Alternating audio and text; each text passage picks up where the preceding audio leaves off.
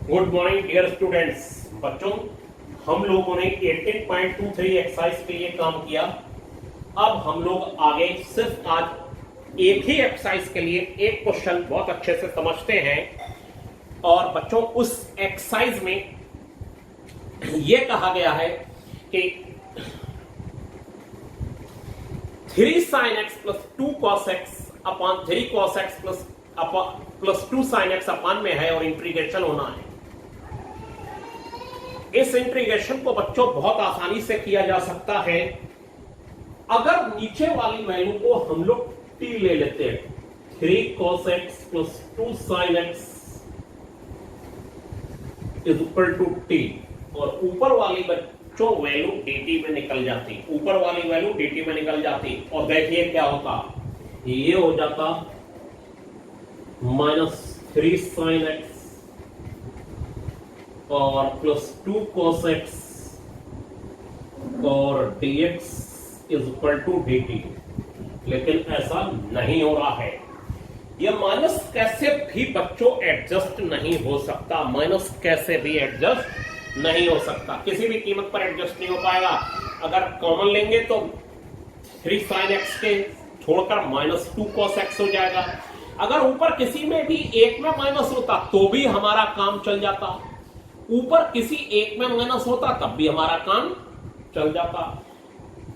जैसे शुरू की एक्सरसाइज में बहुत इजी क्वेश्चन थे, डिनोमिनेटर में t ले दिया, वो न्यूमरेटर dt में चला गया। लेकिन यहां ऐसा नहीं है। आप सुनिए इसमें क्या करना है ध्यान से।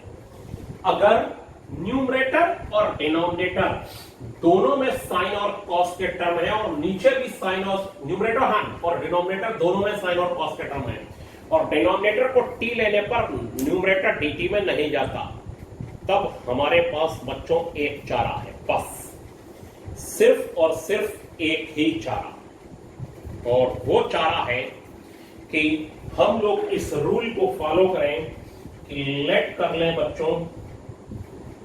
देखिए ये technique 3 sin x plus 2 cos x is equal to a एक कांस्टेंट और dy dx, ये आपको याद करना होगा। 3 cos x plus 2 sin x और प्लस b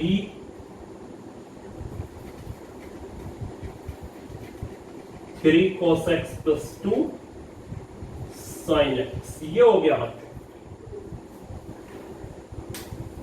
क्या चीज? Numerator is equal to a dy dx, एक constant dy dx of denominator plus b into denominator. Numerator is equal to a dy dx of denominator plus b into denominator. Numerator, ये numerator है बच्चों, numerator is equal to a dy dx of denominator और b into बच्चों denominator. ये हो गया।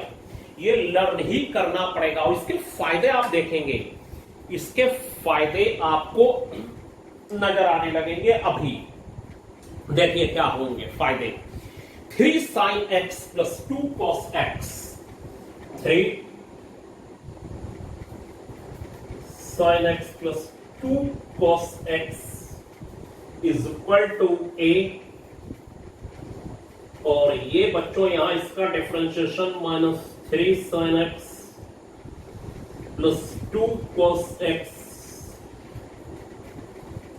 Plus b 3 cos x plus 2 sin x, ये ठीक है। और ये डिफरेंशिएशन कर दिया और इसको बच्चों नंबर 1 डाल लीजिए और फिर आप फायदा देखिए क्या होता है।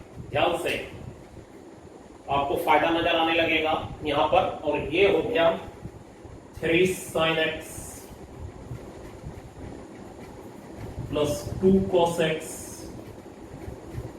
और ये हो गया -3a sin x plus 2a cos x plus 3b cos x plus 2b sin x, ये हो गया। और इसे कोई इक्वेशन में डालिए। अब हम लोग क्या करेंगे, साइन वाले अलग कर लेंगे बच्चों और कॉस वाले अलग कर लेंगे। साइन एक्स और कॉस एक्स वाले अलग अलग कर लिए जाएंगे। अब देखिए उससे फायदा क्या होगा, 3 साइन एक्स और plus 2 cos x is equal to sine x minus 3a plus 2b sine x plus 2a plus 3b cos x, और इसे इक्वेशन नंबर 2 डाल दीजिए और आपको बताएं सबसे पहला क्या काम करा बच्चों, लर्न करिए। Numerator is equal to a divide dx of denominator plus b into denominator, और इसका डिफरेंशिएशन करके यहां लगा दिया। ये लर्न नहीं करना पड़ेगा तब जबकि न्यूमरेटर और डिनोमिनेटर में साइन और कॉस हो। न्यूमरेटर में हो सकता है साइन या कॉस में से कोई एक टर्म हो, और डिनोमिनेटर को टी लेने पर न्यूमरेटर dt में नहीं जा रहा है। तब की कहानी किससे है, ये ध्यान दीजिएगा इस बात पर, ठीक है। और इसको कैसे करना है, फिर इसका डिफरेंशिएशन करने के बाद साइन और कॉस के टर्म एक ब्रैकेट में कर लीजिए बच्चों, और फिर हम लोग ये काम करेंगे कि comparing the coefficient of sin x and cos x on both sides, और ये बच्चों हो जाएगा minus 3a plus 2b is equal to 3 और 2a plus 3b is equal to 2। Sine x और कोस एक्स के कोफिशिएंट को कंपेयर कर लिया बच्चों दोनों साइडों में, और दोनों साइडों में कंपेयर कर लेने के बाद क्या होगा कि a और b की वैल्यू निकाल लेंगे फ्रॉम फर्स्ट। ये हो जाएगा माइनस 6 से 2 की multiply 4b is equal to 6, 6a plus 9b is equal to 3 to 6, और बच्चों ये और ये cancel, 9 4 13 b is equal to 6 और 6 12। तो बच्चों b की वैल्यू जो आ गई हमारे पास, b की वैल्यू आ जाने पर क्या चीज आ गई, b इज इक्वल टू आ गया 12/13, ये b निकाल लिया। हमें तलाश है a और b की, और फिर फ्रॉम कोई सी भी इक्वेशन आप ले लीजिए, from first minus 3a plus 2 into 12/13 into 3, तो minus 3a is equal to 3 minus 24/13, तो बच्चों ये आ जाएगा minus 3a is equal to 39 minus 24/13, तो a इज इक्वल टू हो जाएगा माइनस ये हो जाएगा 321 और 954 अपॉन बच्चों माइनस 3 इंटू 13, यानी 3 5 जा 15 माइनस 5/13, यानी a माइनस 5/13 आ गया और b आ गया 12/13। देखिए क्वेश्चन कितना लंबा है ये, a माइनस 5/13 और b 12/13। अब हम लोगों ने कहीं पर एक इक्वेशन, जो यहां तो हमने 1 और 2 डाल दी है, चलिए इसे आप कुछ और डाल दीजिए, कोई परेशानी नहीं है, 2 और 3 डाल दीजिए, ठीक है। अब हमने जो 1 इक्वेशन है जिसमें डिफरेंशिएशन करके बच्चों रखा है, वो वाली इक्वेशन उठा लेते हैं और a और b की वैल्यू लगा देते हैं, और फिर आपको बताते हैं क्या करना है। From first 3 sin x plus 2 cos x is equal to a की वैल्यू जो है माइनस 5/13 है, minus 3 sin x plus 2 cos x, और प्लस का बच्चों b की वैल्यू लगा दी 12/13, और ये हो गया 3 cos x plus 2 sin x, ये हो गया बच्चों। और a और b की वैल्यू लगा देने के बाद फर्स्ट में देखिए इंटीग्रेशन में न्यूमरेटर में ये है और अगर आप इसको सॉल्व कर लेंगे बच्चों टोटल, तो ये आ जाएगा लेफ्ट साइड ये। अब यहीं से आप फायदा आपको नजर आने लगेगा। आप राइट साइड को अगर सॉल्व करके सम निकाल लेंगे तो सब सम और डिफरेंस निकाल के लेफ्ट वाली वैल्यू आ जाएगी। और बच्चों लेफ्ट वाली जब वैल्यू आ जाएगी तो हम न्यूमरेटर में इंटीग्रेशन में लेफ्ट की जगह राइट लगा देते हैं। जरा देखिए क्या फायदा निकला। फायदा भी आपको नजर आना चाहिए कि आखिर सर ने ये जो लगाया तो फायदा क्या निकला। तो नाउ इंटीग्रेशन में क्या फायदा होगा, 3 sin x plus 2 cos x upon 3 cos x plus 2 sin x dx।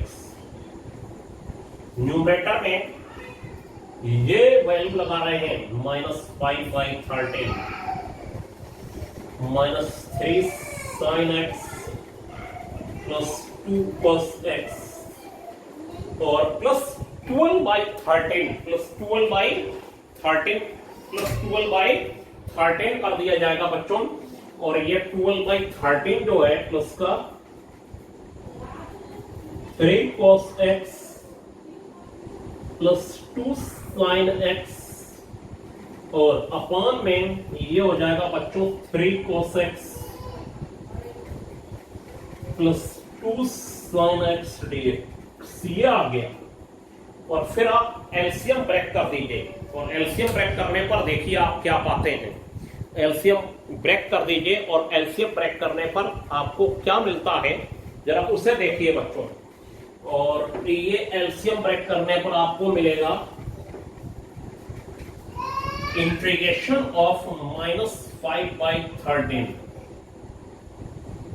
और ये हो जाएगा -3 sin x plus 2 cos x upon 3 cos x plus 2 sin x।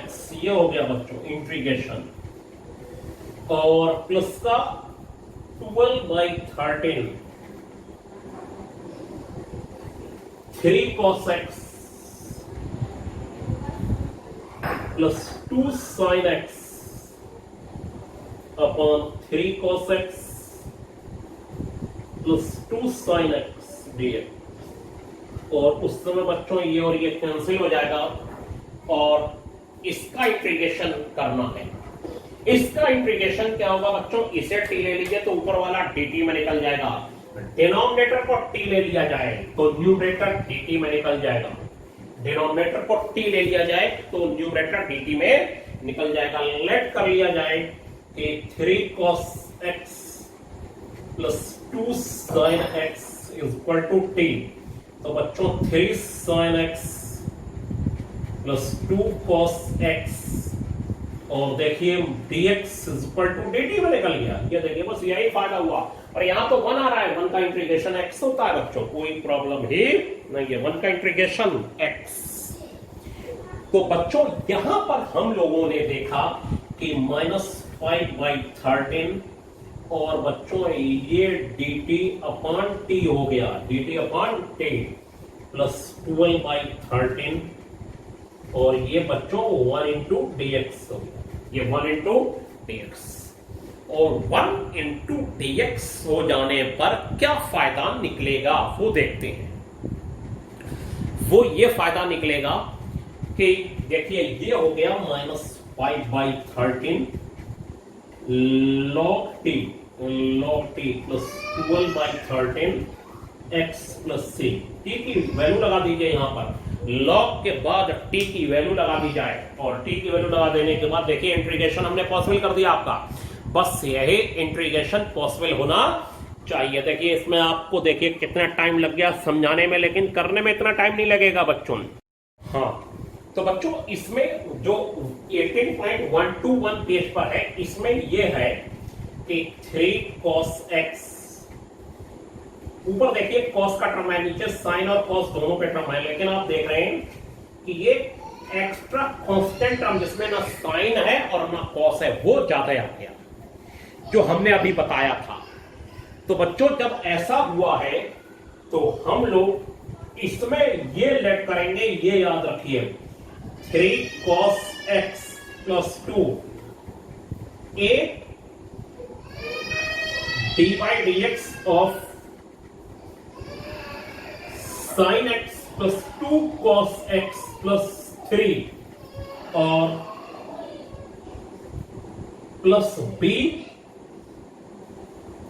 Numerator is equal to a dy dx of denominator plus b और b के साथ बच्चों यहां पर sin x और प्लस हो जाएगा हमारा 2 cos x plus 3 sin x plus 2 cos x plus 3 और बच्चों यहां पर एक कांस्टेंट और लगा लीजिए बस प्लस से, बस ये काम करना है।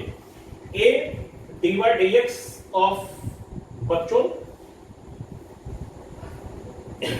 Numerator is equal to a dy dx of denominator plus b into denominator और प्लस एक कांस्टेंट टर्म और बच्चों यहां पर इसको डिफरेंशिएट करके और इसकी मल्टीप्लाई करके sin x वाले अलग cos x वाले अलग और बिना sin और cos वाले अलग अलग कर लीजिए और फिर तलाश करिए बच्चों a b और c की वैल्यू। क्या करा मैंने बोला न्यूमरेटर और डिनोमिनेटर में दोनों में sin और cos है, cos और sin के टर्म में।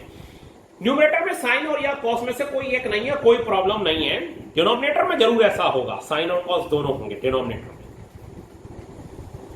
ठीक है।